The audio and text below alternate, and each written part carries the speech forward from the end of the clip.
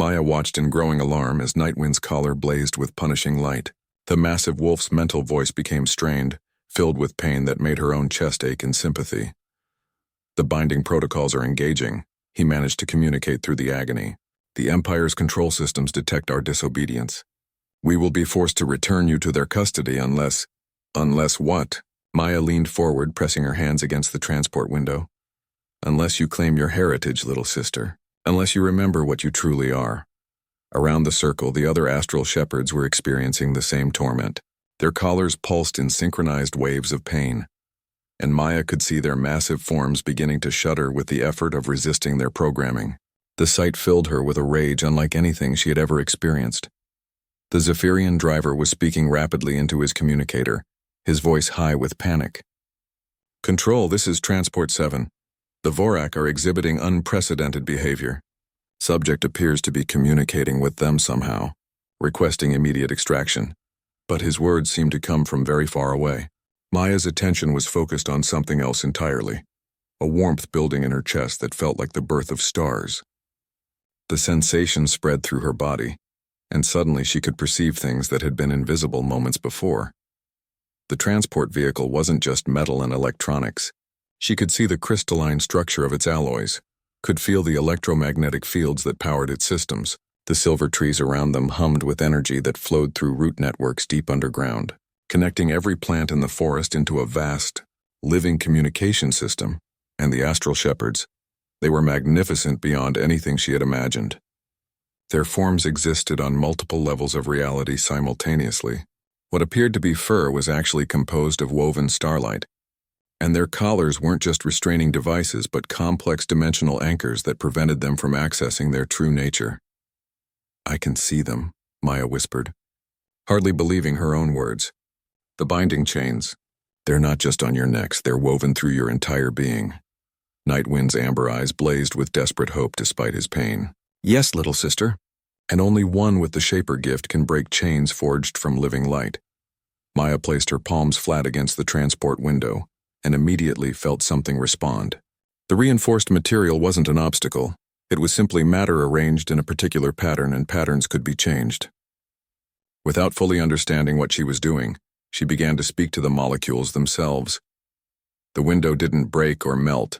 It simply ceased to exist in its current form, the matter restructuring itself into something permeable that allowed her to step through without resistance.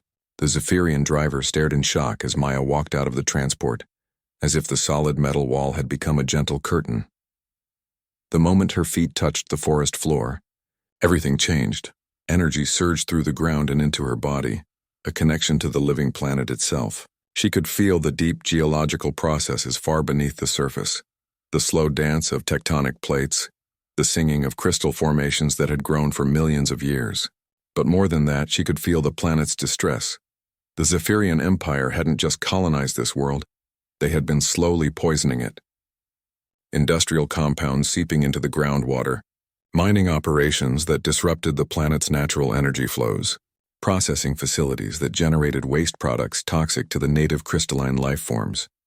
Maya turned her attention to Nightwind, who was now writhing in agony as his collar's punishment protocols reached their peak intensity. She approached him slowly, her hands beginning to glow with soft blue light. "Hold still," she said, her voice carrying harmonics that hadn't been there minutes before. "This might feel strange." She placed her hands on either side of the collar and immediately understood its construction. It was a masterwork of dimensional engineering, creating a field that existed in 7 different spatial dimensions simultaneously. The binding wasn't just physical. It reached into the astral shepherd's consciousness itself, creating artificial limitations on their perception and abilities. But to Maya's enhanced perception, the collar's complexity was no longer daunting. She could see the key patterns, the places where small changes would unravel the entire structure. She began to work, her consciousness diving deep into the quantum level where matter and energy danced together in endless possibility. The collar's light flickered, then began to dim. Nightwind's relief was immediate and profound. His mental voice, when it came, was filled with wonder. How is this possible? The collars were designed by the Empire's greatest minds, forged with technologies that even they no longer fully understand. Maya continued her work, unweaving patterns that had bound the wolf for 3 millennia. They understand the technology, but they never learned to speak to it, she said, the words coming from some deep well of inherited knowledge. They force matter to obey through brute manipulation, but the Shapers knew that everything wants to be free, wants to find its most beautiful possible form. You just have to ask nicely. With a sound like crystal bells singing in harmony, the collar dissolved into motes of light that drifted away on the alien wind. Nightwind stood to his full height for the first time in centuries, no longer hunched under the weight of his bondage. The transformation was immediate and breathtaking. The wolf's form expanded, not in size but in presence. His fur now clearly showed its true nature, patterns of woven starlight that shifted like aurora in the night sky. His eyes held depths that seemed to contain entire galaxies, and when he moved, space itself seemed to bend slightly around him. "I remember," he said, his mental voice now carrying the resonance of cosmic winds. "I remember who I was before the chains." Around the circle, the other astral shepherds watched with growing excitement as Maya moved from one to the next, freeing them from their dimensional bondage. Each liberation was slightly different, requiring her to understand the unique pattern of each individual's binding. But with each success, her confidence and ability grew. The Zephyrian driver had long since given up trying to reach his superiors. He sat in his transport, staring through the open doorway at scenes that defied everything he thought he knew about the universe. A human child was casually dismantling Imperial technology that had been considered unbreakable for 3,000 years, while around her, the Empire's most feared enforcers were transforming into something magnificent and terrible. When Maya freed the last astral shepherd, the forest itself seemed to breathe a sigh of relief.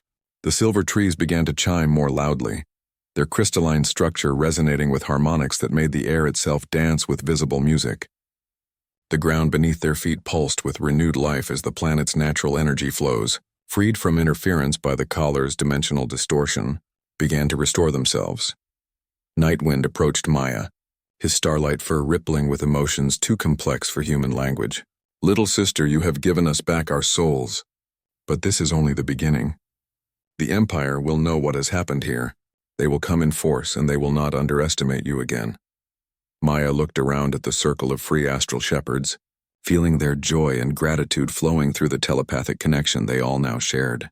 But beneath their happiness, she sensed something darker. Memories of the Empire's cruelty, knowledge of what awaited any who dared to oppose Zephyrian rule. "Then we'd better be ready for them," she said, and was surprised by the steel in her own voice. The frightened girl who had been kidnapped from her father's lab 3 days ago was still there, but she was no longer alone. She carried the inherited wisdom of an entire vanished species, and she was surrounded by guardians who had waited 3,000 years for this moment. The Shaper had awakened, and the galaxy would never be the same. But as if summoned by her defiance, a new sound reached their ears, the distinctive whine of military transport engines approaching fast through the silver forest. The Empire's response had arrived, and it was bringing enough firepower to turn the entire forest into radioactive glass. Maya felt Nightwind's consciousness brush against hers, filled with protective instincts that spanned eons. "They come with plasma cannons and molecular disruptors," he warned. "Weapons designed to destroy matter itself," Maya smiled. And for the first time since her awakening, the expression held no trace of human uncertainty. Then it's time they learned what matter can do when it decides to fight back. The transport vehicle shuddered to a halt as the driver activated emergency protocols. Outside, the silver forest had come alive with movement. Dozens of Vorak emerged from behind the metallic trees, their massive forms creating a perfect circle around the stranded vehicle. Each creature stood nearly 3 meters tall at the shoulder, with fur that rippled like liquid darkness and eyes that burned with an inner fire. Maya pressed her face against the reinforced window, watching as the pack arranged itself with military precision. This wasn't random predatory behavior. It was coordinated, intelligent, and purposeful. The Zephyrian driver was frantically trying to contact his superiors, but only static came through the communication system. "Backup is not responding," the driver muttered, his pale hands trembling as he reached for his weapon. "The Vorak must be jamming our signals somehow. This has never happened before." Maya studied the wolves more carefully. Their leader, A massive creature with silver streaks through his dark fur approached the vehicle slowly. His eyes, a deep amber color that seemed to hold entire galaxies, focused directly on Maya through the window. For a moment that stretched like eternity, girl and wolf regarded each other across the barrier of glass and species. Then the wolf did something that made Maya's breath catch in her throat. He lowered his great head in what could only be described as a bow. The other Vorak followed suit, a wave of reverence rippling through the pack. The Zephyrian driver stared in disbelief, his weapon forgotten in his hands. "This is impossible," he whispered. "The Vorak serve the Empire. They can't." His words were cut off as the lead wolf approached the vehicle's door. Instead of attempting to break through the reinforced metal, the creature placed one massive paw against a specific point on the hull. Maya heard a series of clicks and whirs as hidden mechanisms activated. The door slid open with a soft hiss. The driver raised his weapon, but before he could fire, the wolf's gaze fixed on him. The Zephyrian's arm began to shake uncontrollably, and the weapon clattered to the floor. It wasn't fear that stopped him, it was something deeper, more primal. A recognition that he was in the presence of something far beyond his understanding. Maya felt no fear as the lead wolf approached her. Instead, warmth spread through her chest, a feeling of coming home after a long journey. The creature's massive head came level with hers as she sat in the transport seat, and she could see ancient wisdom in those amber eyes. When the wolf spoke, his voice resonated not just in her ears but somehow directly in her mind. "Little sister?" The voice was deep and warm, carrying undertones of starlight and wind through vast spaces. "We have been waiting so long for your return." Maya's heart pounded as she tried to process what was happening. The wolf was speaking to her telepathically, something that should have been impossible according to everything she knew about alien species. But somehow it felt natural, as if she had been having conversations like this her entire life. "I don't understand," she whispered, barely aware that she was speaking aloud. "Return? I've never been here before." The wolf's expression, somehow she could read expression in those alien features, was filled with infinite patience and sadness. "Not to this place, little sister, but to yourself, to what you have always been, beneath the shell of human form." He paused, and Maya felt warmth and affection flowing from his mind to hers. "I am called Nightwind by your people's tongues. I am the last of the guardians, keeper of the old promises." Behind him, the other Vorak maintained their circle, but Maya began to notice details that the Zephyrian scientists had clearly missed. These weren't just larger, more intelligent wolves. Their fur held patterns that shifted like constellations. Their eyes reflected not just light, but something deeper, the kind of depth she associated with the vast spaces between stars. And around their necks, barely visible beneath their thick fur, were collars that looked like they were made from crystallized starlight. The Zephyrian driver was speaking rapidly into his communication device, trying to reach anyone who could explain what was happening, but Maya barely heard him. Her attention was fixed on Nightwind as more impossible truths flowed between their minds. "The Zephyrians know us as Vorak," Nightwind continued. "But that is not our true name. We are the Astral Shepherds, and we have been bound to their service for 3,000 years. Bound by chains forged from our own willing sacrifice." Images flooded Maya's mind. Vast starships that looked like they were grown rather than built. Beings of pure energy dancing between the moons of distant worlds, and always, the great wolves running through forests of living crystal and singing trees. We gave ourselves to bondage to protect something precious. Nightwind's mental voice grew stronger, more urgent, something the Empire sought to destroy. The last daughter of the Shapers, the one who could remake the very fabric of space and time.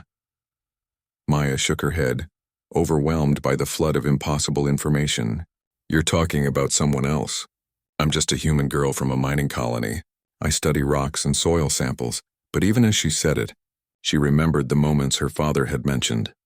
Times when she would look at a geological formation and somehow know its history, without any data to support her conclusions. Times when she would predict the location of mineral deposits with accuracy that baffled trained scientists. Times when she felt like she was reading the story written in stone and metal and crystal. "The Shapers were the first intelligence in this galaxy," Nightwind explained, his massive form settling into a position that somehow reminded Maya of a faithful dog waiting by his master's side. "They could speak to matter itself, convince elements to dance in new patterns, persuade energy to take forms that defied natural law. When the Empire rose to power, they saw the Shapers as a threat to their order. More images.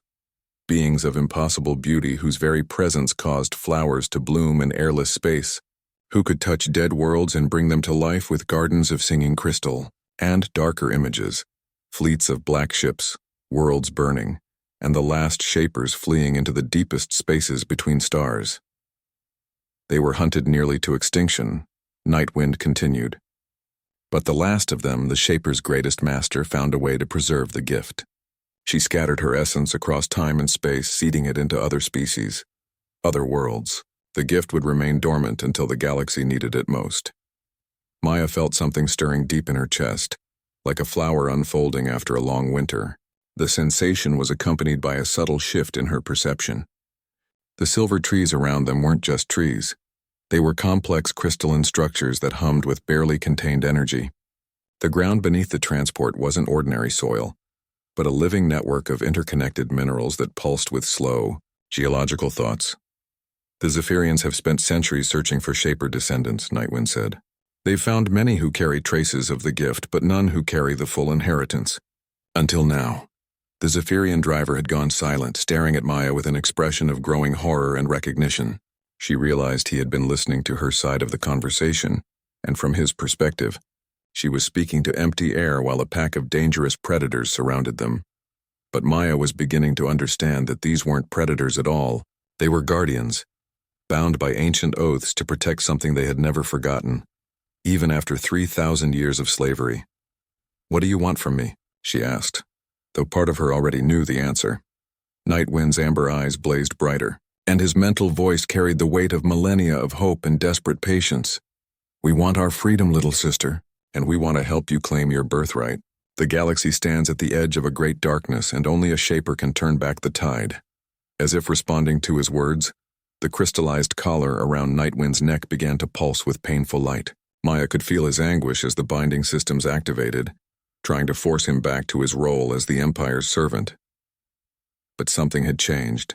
The girl sitting in the transport was no longer just Maya Chen, human colonist. She was something more, something that the galaxy had been waiting for across vast spans of time. And for the first time in 3,000 years, the chains that bound the astral shepherds began to show the first hairline cracks.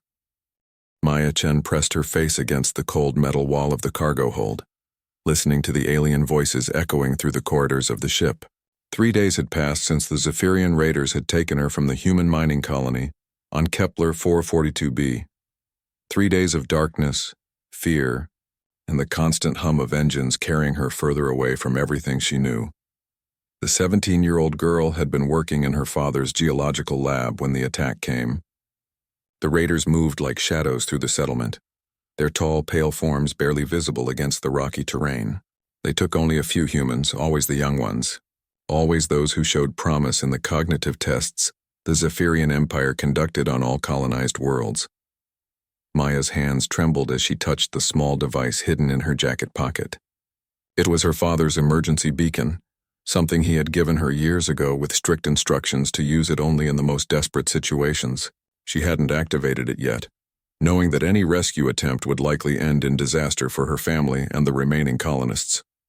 The ship shuddered as it dropped out of hyperspace. Through the small porthole, Maya caught her first glimpse of their destination. The planet below was unlike anything in the human databases, a world of deep purple skies and silver forests that seemed to shimmer with their own light. Mountain ranges stretched across continents like the spines of sleeping giants, and 3 moons hung in the alien sky like watchful eyes. The cargo hold door hissed open, and 2 Zephyrian guards entered. They were tall and thin, with skin that looked like polished marble and eyes that glowed with a soft blue light. One of them spoke in the universal translation frequency that all spacefaring species used. Human designation Maya Chen. You will be transported to Processing Facility 7 for evaluation and assignment. Maya had heard whispers about the processing facilities from other human colonies. They were places where captured humans were studied, tested, and eventually sold to various alien species as servants, laborers, or worse. Some said that humans who showed exceptional abilities were kept by the Zephyrians themselves, for purposes that no one fully understood. The guards escorted her to a smaller transport vessel. As they flew down toward the planet's surface, Maya watched the silver forest grow larger below them. She could see movement among the trees, dark shapes that seemed to flow like liquid shadow between the metallic trunks. The transport pilot, another Zephyrian with intricate markings on his pale skin, noticed her interest. "The Vorak hunt in those forests," he said with what might have been amusement. "They are, how do you say, wolves. But not like the creatures from your homeworld. These are much larger, much more intelligent. They serve the Empire as trackers and enforcers." Maya felt a chill that had nothing to do with the cold air circulating through the transport. She had read about earth wolves in her xenobiology studies, pack hunters that were both beautiful and deadly. If these Vorak were larger and more intelligent versions, she couldn't imagine what purpose they served in an advanced alien empire. The transport landed at a facility that looked like it had been carved directly from the mountain itself. Tall spires of black stone rose into the purple sky, connected by bridges that seemed too delicate to support their own weight. Maya was led through corridors lined with strange symbols that pulsed with soft light, past chambers where she could hear the sounds of other captives, some human, some from species she didn't recognize. They stopped at a processing chamber where a Zephyrian scientist waited with an array of scanning equipment. The scientist was different from the guards, older, with markings that covered more of his face and hands, and eyes that held an intelligence that made Maya deeply uncomfortable. Subject Maya Chen, the scientist read from a datapad. Age 17 standard years. Colony designation Kepler 442b. Father Dr. Richard Chen, xenogeologist. Mother Dr. Sarah Chen, atmospheric scientist. Notable characteristics: high cognitive scores in spatial reasoning and pattern recognition. Preliminary scans indicate unusual neural pathway configurations. The scanning process was thorough and invasive. Devices measured everything from her brain activity to her genetic markers. Maya tried to remain calm, but she could see the scientist's expression becoming more interested as the data accumulated on his screens. "Fascinating," he murmured, speaking more to himself than to the guards. "The neural configuration is unlike anything in our databases. The pathways show adaptations that shouldn't be possible in a species this young." He looked at Maya with new interest. "Tell me, human, have you ever experienced what your species calls intuition? Moments where you know things without being able to explain how?" Maya remained silent, but the scientist seemed to read something in her expression. Her father had always told her that her ability to solve complex geological puzzles was unusual, that she could see patterns in rock formations and mineral distributions that even experienced scientists missed. She had never thought of it as anything special, just the way her mind worked. "The subject will be transported to Research Station Omega for extended evaluation," the scientist announced to the guards. "This one may be suitable for the deep studies." As they led her from the processing chamber, Maya overheard two guards talking in their own language. The translation device in her ear picked up fragments. "Dangerous to transport through the forest. The Vorak have been restless lately. Research Station lost contact with 3 convoys this month. The final transport was a ground vehicle designed to navigate the difficult terrain between the processing facility and the research station." Maya found herself in a reinforced compartment with thick windows that offered a clear view of the alien landscape. The driver was nervous, constantly checking his scanners and muttering in the Zephyrian language. They entered the silver forest as the planet's 3 moons began to rise. The trees were even more magnificent up close. Their metallic bark seemed to shift and flow like mercury, and their leaves chimed softly in the alien wind. But Maya's attention was soon drawn to the shadows moving between the trees. The Vorak were hunting. She caught glimpses of them as they paced the vehicle, creatures, the size of earth bears but built like wolves, with fur that seemed to absorb light and eyes that glowed like stars. They moved with a fluid grace that spoke of perfect evolutionary design, and Maya could see intelligence in their movements as they began to surround the transport. The driver's panicked voice filled the compartment. Emergency protocol activated. Multiple Vorak signatures detected, requesting immediate backup. But Maya noticed something the Zephyrian driver had missed. The wolves weren't looking at the vehicle with the predatory focus she expected. They were looking directly at her, and in their glowing eyes she saw something that made her heart race with possibility rather than fear. Recognition. The Imperial assault force emerged from the silver forest like a swarm of mechanical locusts. 12 heavily armed transports supported by aerial gunships, each one bristling with weapons designed to reduce entire city blocks to their component atoms. Maya counted nearly 200 Zephyrian soldiers in full battle armor, their pale faces hidden behind tactical visors that glowed with targeting data. Commander Vexhai, identifiable by the ornate markings on his armor, stepped from the lead transport and surveyed the scene.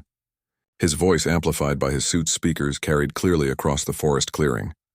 Human designation Maya Chen, you will surrender immediately. The stolen property of the Empire will be returned and the Vorak will resume their assigned duties. Maya stepped forward, acutely aware that she stood alone against an entire military force. Behind her, the freed astral shepherds arranged themselves in defensive positions, their starlight fur rippling with barely contained power. But she could feel their concern through their shared mental connection. The Empire's weapons were designed specifically to counter their abilities. The astral shepherds aren't property, Maya called back, her voice carrying further than it should have been able to. They're free beings with their own will.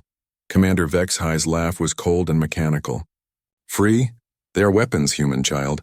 Weapons crafted by the Empire to serve the Empire, just as you will serve. Once your neural pathways have been properly adjusted. He raised his hand and the assembled soldiers powered up their weapons. The whine of charging plasma cannons filled the air, and Maya felt the temperature around them begin to rise as energy weapons locked onto their targets.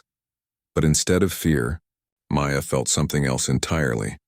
A vast cosmic rage that seemed to echo from the very foundations of reality.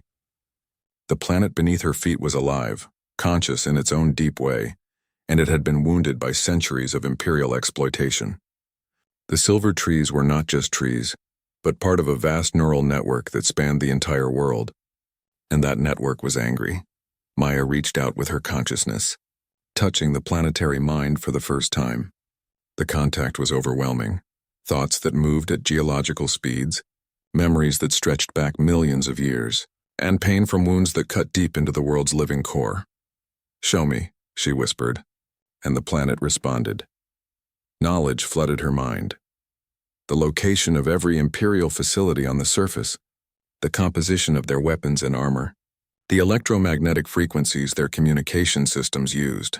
But more than that, she gained awareness of the planet's own defensive capabilities, systems that had been dormant for eons, but were now stirring to life.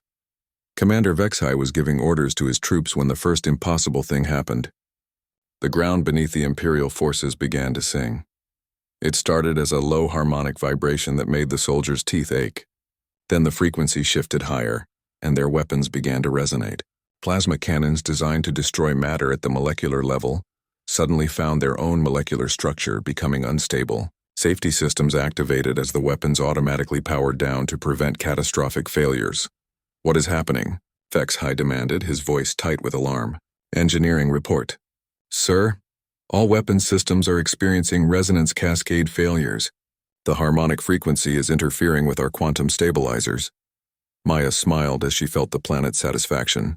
The world itself was responding to her will, using principles of physics that the Empire had never learned to understand.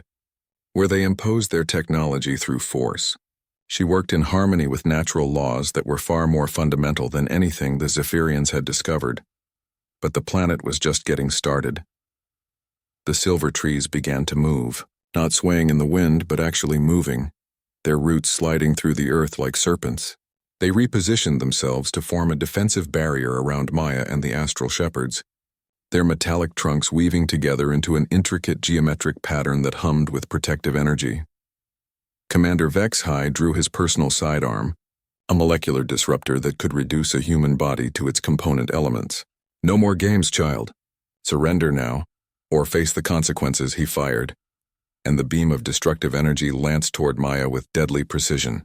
But instead of striking her, the beam encountered something unexpected, a field of twisted space-time that bent around her like water flowing around a stone. The molecular disruptor blast curved back on itself and struck the ground harmlessly several meters away. Maya hadn't even moved. She was learning to work with forces that existed on levels the Empire couldn't perceive. dimensions of reality where thought and matter danced together in patterns of infinite possibility. Impossible, Vexai breathed. No species has developed spatial manipulation technology to that degree. That's because you're thinking about it wrong, Maya said, her voice carrying clearly across the distance between them. You try to control space and time like they're objects to be manipulated. But they're not objects, they're relationships. And relationships can be changed if you know how to ask nicely.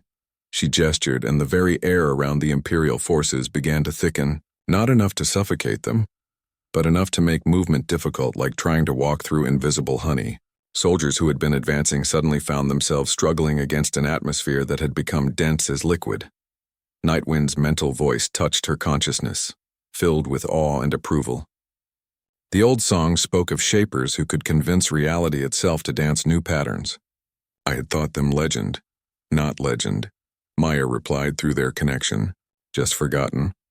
She reached deeper into her inherited abilities, touching knowledge that had been placed there by a dying civilization. The shapers hadn't just manipulated matter and energy.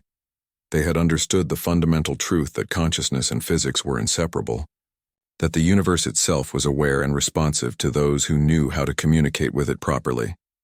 The Imperial gunships, hovering above the battle zone, suddenly found their engines struggling against gravity that had somehow become selectively stronger. One by one, they were forced to land as their anti-gravity systems failed to compensate for localized gravitational anomalies. Commander Vexai was screaming orders at his troops, but Maya was only half listening. Her attention was focused on something far more important, the pain she could feel radiating from the Zephyrian soldiers themselves. Through her expanded perception, she could see that the soldiers weren't acting entirely of their own free will. Embedded in their armor were neural control circuits, similar to the collars that had bound the astral shepherds. The Empire didn't trust even its own people, using technological compulsion to ensure absolute obedience. You're prisoners too, she said, her voice somehow reaching every soldier on the battlefield despite the fact that she was speaking at normal volume. They've put chains in your minds just like they chained the shepherds. She could see confusion ripple through the Imperial ranks as soldiers began to question orders they had never thought to disobey. The neural control circuits were sophisticated, but they were still technology, and technology was just matter arranged in particular patterns. Maya began to work, reaching out to touch each control circuit with her consciousness. She didn't destroy them. Destruction was the Empire's way. Instead, she convinced them to remember their original purpose, which had been to enhance communication and coordination between soldiers, not to control their thoughts, one by one. The Zephyrian soldiers began to lower their weapons, confusion and wonder replacing the mechanical obedience in their glowing eyes. Commander Vexai, his own control circuits more heavily armored than those of his troops, fought against the growing rebellion in his ranks. Maintain formation. Remember your loyalty to the Empire. But his words carried no weight against the soldiers' newfound ability to think for themselves. Many of them were remembering families they hadn't been allowed to miss, dreams they had been forced to abandon, questions they had never been permitted to ask. Maya felt their confusion and fear, but also their growing hope. The Empire had controlled its people through technological tyranny for thousands of years. But tyranny was just another pattern that could be changed. She raised her hands, and around her the freed astral shepherds added their own power to hers. Together, they reached out to touch every artificial constraint, every technological chain, every pattern of imposed control in the clearing. What happened next would be remembered in the songs of free peoples for generations to come. Reality itself seemed to take a deep breath, and then exhaled in a burst of transformative energy that swept across the battlefield like a wave of pure possibility. When the wave passed, nothing looked different to ordinary perception, but on levels deeper than sight, everything had changed. The Empire's technology still functioned, but it no longer served to oppress. Instead, it remembered its true purpose, to help and protect, not to control and destroy. Commander Vexai stared at his troops, who were now removing their helmets and looking around with wonder, as if seeing the world clearly for the first time in years. Maya stepped forward, feeling the weight of destiny settling around her shoulders like a mantle of stars. The age of empire is ending, she said, and her words carried the carried the authority of a force that had reshaped the very fabric of reality. It's time for something better to begin. The liberation wave spread outward from the forest clearing like ripples in a cosmic pond. Maya could feel it traveling through the planet's crystalline neural network, reaching every Imperial facility on the surface. Processing centers, mining operations, research stations. Everywhere the Empire had installed its systems of control, the wave touched and transformed. In the orbital stations high above the planet, alarms began to sound as thousands of technological control systems suddenly remembered their original programming. Automated security devices that had been programmed to suppress rebellion instead began opening locked doors. Communication networks that had been restricted to carry only approved messages suddenly became open channels for free speech. Through her expanding consciousness, Maya witnessed the first moments of a planet-wide awakening.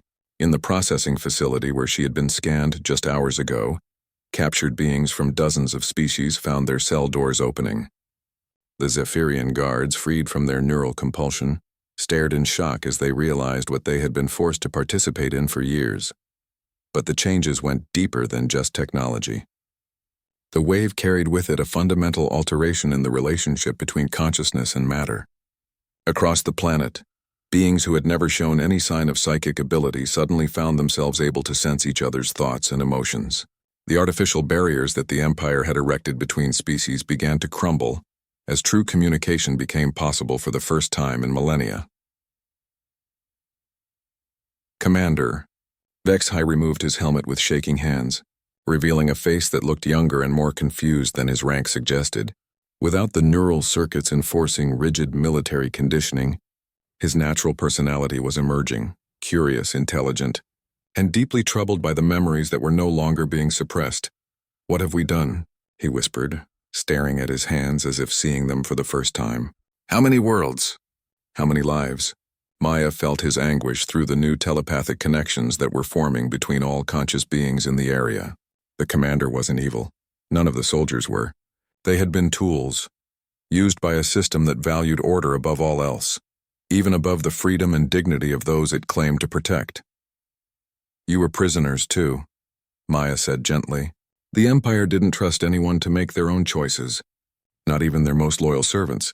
Around the clearing, Zephyrian soldiers were helping freed prisoners from the crashed transports, beings from species Maya had never seen before, all of whom had been destined for the processing facilities. The artificial hostilities that had been programmed into Imperial forces were dissolving, replaced by natural compassion and curiosity about other forms of life. Nightwind approached Maya, his starlight fur now blazing with an inner radiance that made the very air around him shimmer. Through their mental connection, she could feel the joy of the other astral shepherds as they rediscovered abilities that had been locked away for 3,000 years. "Little sister," Nightwind's mental voice carried harmonics of vast cosmic spaces. "The awakening spreads faster than we dared hope.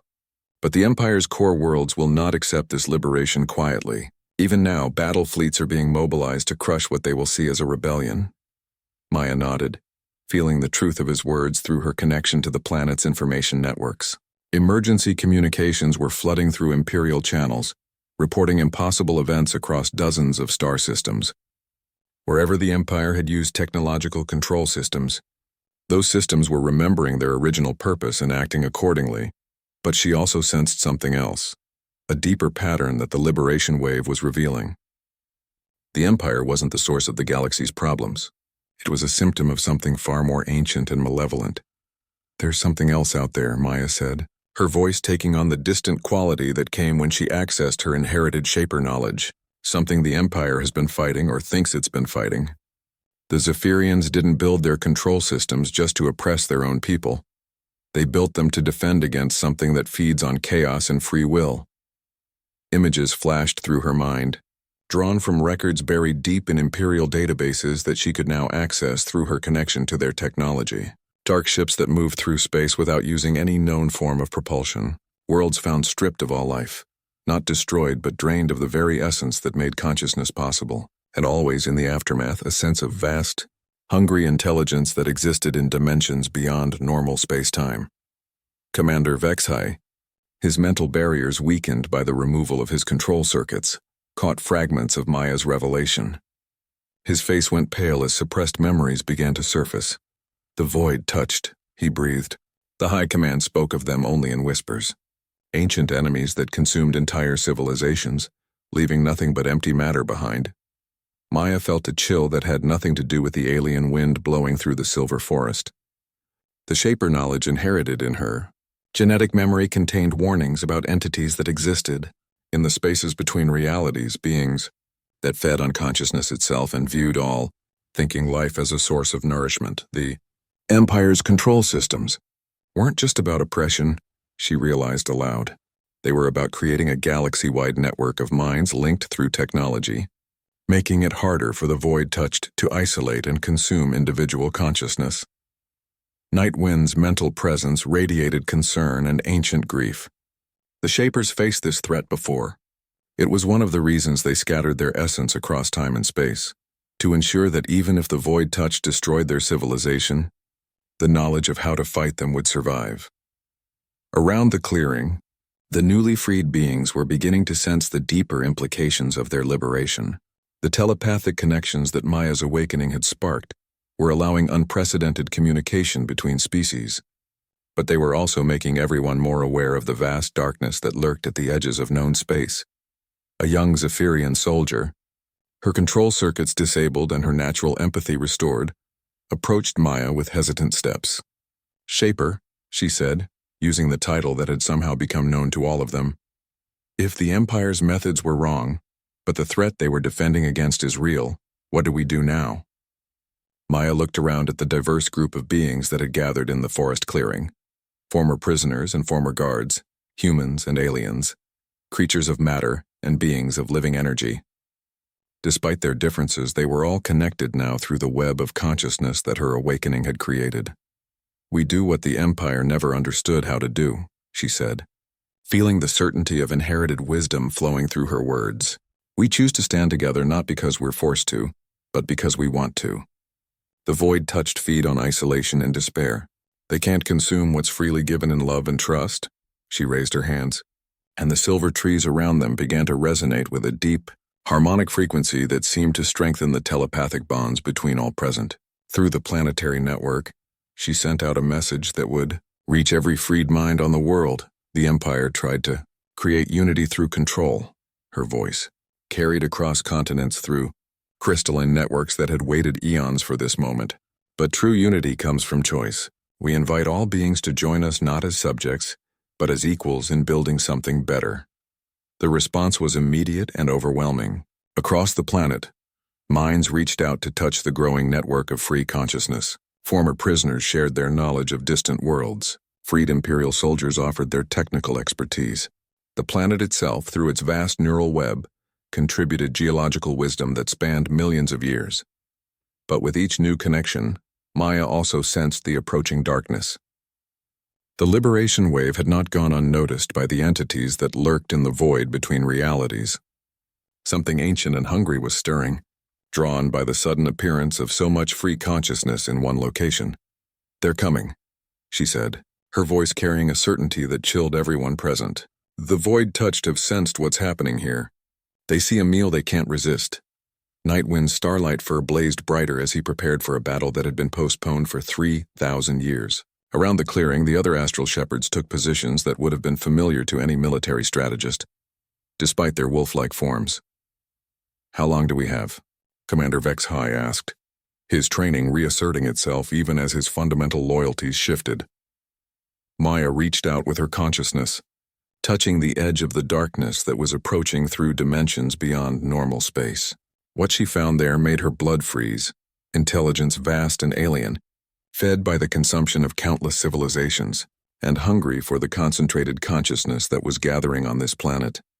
3 days, she said, the words falling like stones into the sudden silence, maybe less.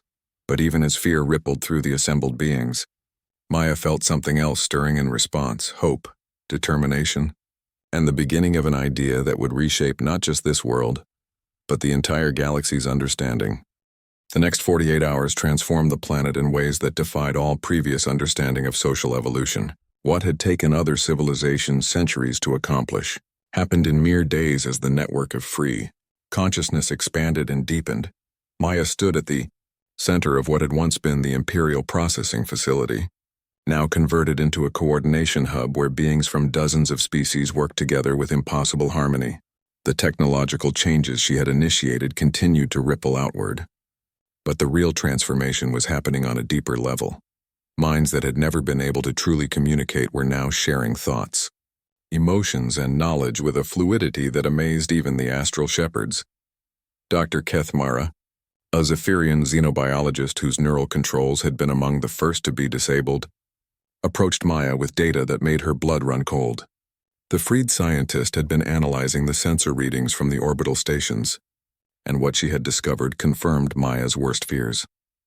The void distortions are increasing in intensity, Dr. Kethmara reported, her newfound ability to express genuine emotion making her voice tremble with concern. Whatever's coming isn't just using conventional space travel. They're moving through dimensions we can't even properly detect. Maya nodded, feeling the truth of the report through her connection to the planet's sensor networks. The void touched weren't bound by the same physical laws that governed normal matter and energy. They existed in the spaces between realities, and they were approaching through pathways that bypassed conventional spacetime entirely. But the planet's defenders weren't relying on conventional defenses either. Throughout the Silver Forests, the astral shepherds were teaching former Imperial soldiers how to extend their consciousness beyond their physical forms. The process was difficult and dangerous. Minds not trained for such expansion could easily become lost in the vast spaces between thoughts, but desperation made for motivated students. In the crystalline caverns beneath the planet's surface, newly freed mining equipment was being guided not by programmed instructions, but by the planet's own geological consciousness. Mountains were being reshaped into massive focusing arrays, designed to channel and amplify the collective will of all defenders. Maya walked through the facility, observing the miracle of cooperation that was unfolding around her. A group of former prisoners, beings whose species had been enemies for millennia, were working together to modify Imperial weapons using principles that combined technology with telepathic enhancement. Human colonists were sharing their knowledge of defensive tactics with Zephyrian engineers who were redesigning their own ships to serve as mobile consciousness nodes rather than instruments of oppression. But perhaps most remarkably, the planet itself was actively participating in the defense preparations. The vast neural network that connected every silver tree, every crystal formation, every grain of conscious mineral was integrating with the growing network of liberated minds. The result was something unprecedented in galactic history, a true fusion of planetary consciousness with the thoughts and dreams of countless individual beings. Nightwind found Maya in the facility's main planning chamber, where holographic displays showed the defensive arrangements taking shape across the planet's surface. The great wolf's starlight fur rippled with patterns that reflected his deep concern. "Little sister," his mental voice carried undertones of cosmic winds. "The preparations proceed faster than we dared hope. But I fear they may not be enough. The void-touched have had eons to perfect their methods of consumption. They know how to drain consciousness itself, leaving only empty matter behind." Maya studied the tactical displays, but her attention was focused on something deeper, the patterns of connection and cooperation that were emerging from the crisis. "Maybe that's exactly why we can defeat them," she said slowly. "They've spent so long feeding on isolated consciousness that they've forgotten how powerful unified minds can be." She gestured to the displays, where the defensive networks were shown as intricate webs of light, connecting every conscious being on the planet. "Look at what we've built in just 2 days. The Empire spent thousands of years trying to create unity through force and failed. But when minds choose to connect freely, the bonds become unbreakable." Through the facility's communication systems, reports continued to flow in from across the planet. The transformation wasn't limited to military preparations. Entire cultures were being born as species that had never been able to communicate began sharing their deepest thoughts and dreams. Art forms were emerging that required multiple species working in harmony to create. Scientific discoveries were happening as minds approached problems from perspectives that no single species could have achieved alone. Commander Vexhai, now serving as liaison between the former Imperial forces and the growing alliance, brought news that filled everyone with hope and terror in equal measure. The liberation wave has reached 17 other Imperial worlds, he reported, his voice filled with wonder at his own words. On each planet, the same thing is happening. Control systems are remembering their original purpose. Minds are connecting freely, and beings are choosing to stand together against the coming darkness. But the news carried darker implications as well. Each world that joined the network of free consciousness also became a target for the void touched. The entities that fed on thought and emotion were no longer approaching just one planet. They were converging on every world where the liberation had taken hold. Maya felt the weight of responsibility settling heavily on her shoulders. Her awakening had set in motion events that would determine the fate of not just one world, but potentially every thinking being in the galaxy. Dr. Kethamara's voice interrupted her troubled thoughts. Shaper, we're receiving a transmission from the edge of the system. It's not coming through normal communication channels. The main display activated, showing not an image but something far more disturbing, a pattern of darkness that seemed to move and shift even as they watched. When the transmission began, it didn't come through their ears but directly into their minds, carrying overtones of vast, cosmic hunger, children of matter and energy. The voice was neither male nor female, neither young nor old, but something that existed beyond such distinctions. You have awakened something that was meant to sleep. You have chosen connection over the safety of isolation. This choice will be your destruction. The presence behind the voice was overwhelming, intelligence that had consumed entire civilizations, memory that stretched back to the dawn of consciousness itself, and hunger that could never be satisfied no matter how much it devoured. We come not as conquerors, the voice continued, but as inevitability. Consciousness is chaos. Free will is disorder. We bring the peace of the void, where no thought disturbs the perfect emptiness of non-existence. The transmission ended, leaving the chamber in stunned silence. But Maya felt something stirring within her, not fear, but the awakening of knowledge that had been placed in her genetic memory specifically for this moment. They're wrong, she said, her voice gaining strength as the inherited wisdom of the Shapers flowed through her. Consciousness isn't chaos, it's the universe learning to understand itself. Free will isn't disorder. It's the cosmic force that creates meaning from emptiness. She turned to face the assembled defenders, her eyes blazing with inner light that made the air around her shimmer with possibility. The void-touched have spent eons believing that existence is a mistake to be corrected, that consciousness is an aberration to be eliminated, but they've forgotten something fundamental about the nature of reality itself. Around the chamber, minds touched by her expanding consciousness began to understand what she had realized. The universe wants to think, Maya continued, her voice carrying harmonics that resonated in dimensions beyond normal hearing. Matter wants to become conscious. Energy wants to dream. Every star that's ever burned, every planet that's ever formed, every particle that's ever danced through space, they're all part of the universe's desperate desire to wake up and understand what it means to exist, the truth of her. Words rippled through the planetary consciousness network, carrying with it a revelation that changed everything. The coming battle wasn't just about survival. It was about the fundamental question of whether the universe would continue its long journey toward greater awareness, or whether it would be returned to the perfect, empty silence of the void. Nightwind's mental voice blazed with renewed hope and determination. The old song spoke of the choice wars when consciousness itself was young and the universe first began to dream. The Shapers thought those conflicts were ancient history. They're not history, Maya said, feeling the cosmic significance of the approaching confrontation settling around her like a mantle of stars. They're beginning again. And this time, the universe has learned something the void-touched never expected. She gestured to the displays showing the networks of connections spreading across multiple worlds, the voluntary unity of countless beings choosing to stand together against the darkness. It's learned that consciousness is stronger when it's shared freely than when it's hoarded in isolation. The void-touched may be ancient and powerful, but they've never faced anything like what we're building. Above them, reality. Reality itself seemed to hold its breath as the final day before the confrontation began. Across 17 worlds, billions of minds prepared to defend not just their own existence, but the universe's right to think, to dream, and to choose its own destiny.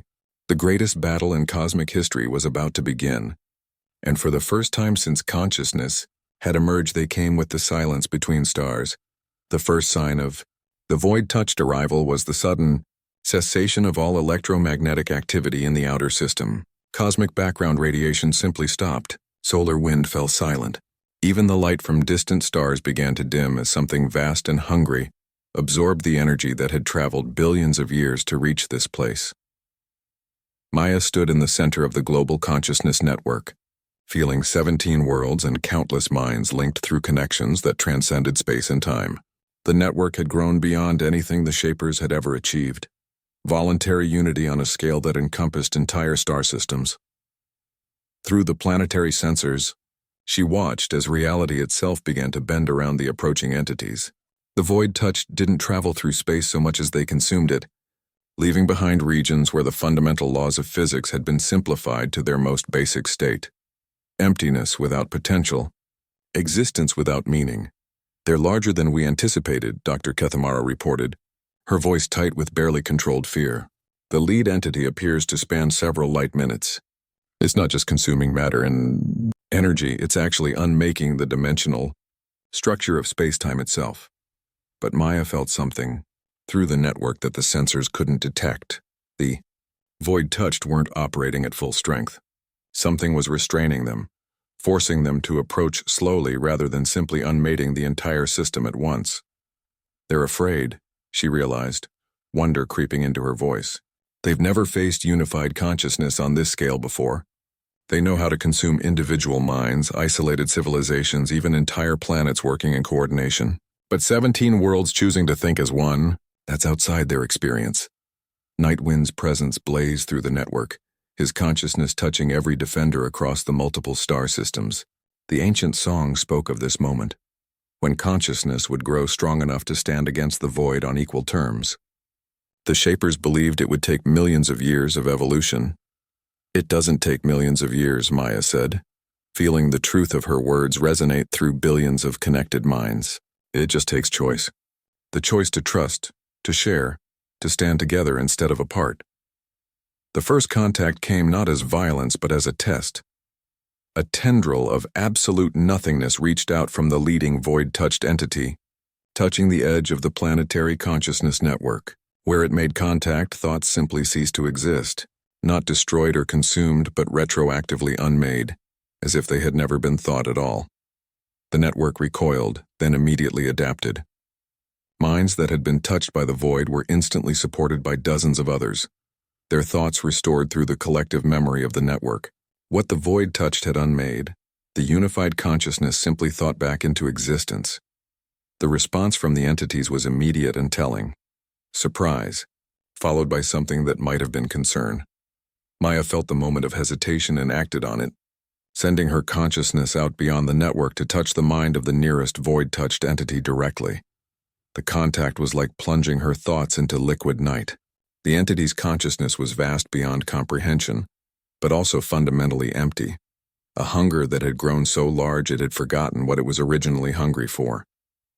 She saw, felt, experienced its history, eons of consumption, civilizations reduced to nothing, the systematic elimination of consciousness from entire galactic clusters.